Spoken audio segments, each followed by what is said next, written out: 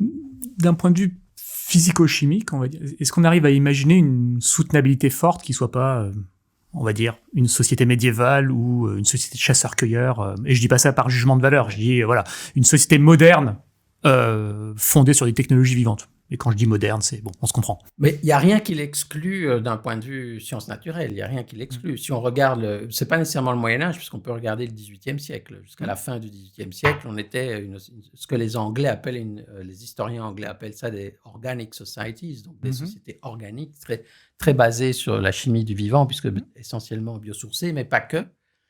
Donc, ce n'est pas nécessairement une régression, mais ce sont des sociétés différentes. La mobilité n'est pas la même. Et puis, on a aussi la question démographique, c'est-à-dire que maintenant, il nous faut des solutions pour des populations humaines qui sont énormes, qu'on n'a jamais vues dans l'histoire de l'humanité. Donc, ça complique l'affaire. Mais il n'y a rien qui nous empêche d'imaginer d'autres types de sociétés basées sur un métabolisme différent. Il n'y a pas de théorème physique qui dit que ce n'est pas possible.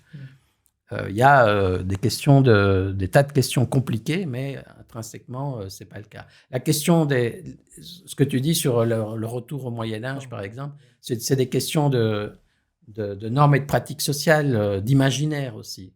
D'abord, on a une vision complètement fausse du Moyen-Âge. Ça, c'est mon collègue médiéviste qui me l'explique tous les jours. Ouais. On a une vision très obscure du Moyen-Âge, alors que ce n'est pas le cas. C'est une période où il y a beaucoup de créativité, d'innovation, d'invention. Paris est la plus grande ville du monde à travers tout le d'Europe, de l'Ouest en tout cas, du monde, je ne vais pas me mêler.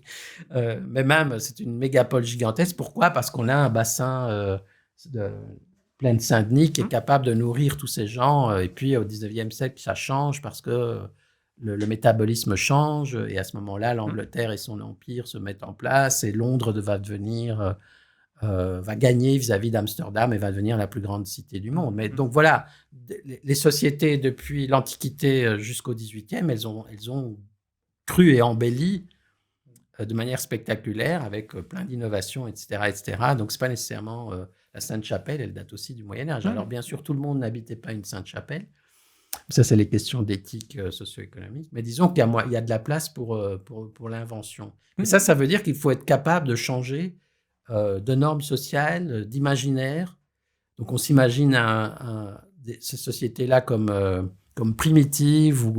C'est la même chose qu'on a vis-à-vis de certaines sociétés traditionnelles en Afrique, en Inde ou en Amazonie, qui existent encore, alors que non, c'est simplement d'autres types de sociétés. Tout à fait.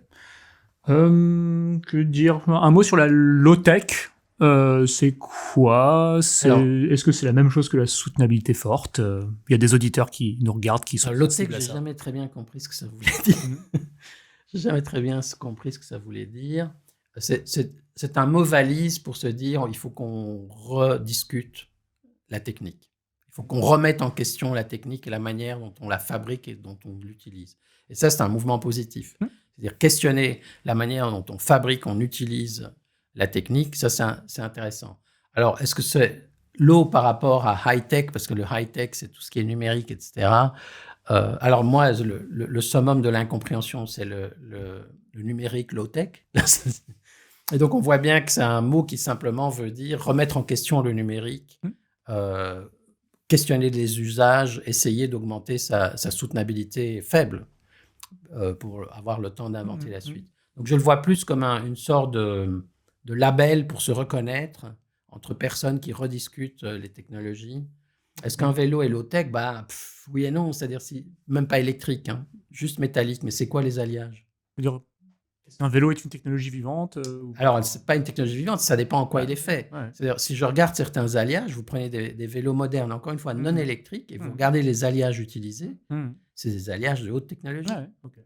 C'est des alliages. Alors, qu'est-ce que ça veut dire haute technologie pour un alliage ? C'est-à-dire avoir une demi-douzaine ou une douzaine d'atomes qui composent l'acier. Évidemment, il y a bien sûr le fer principalement, mais il y a les métallurgistes qui se lèvent un matin et qui se disent « j'ajoute un demi% de vanadium et ça marche vachement mieux ».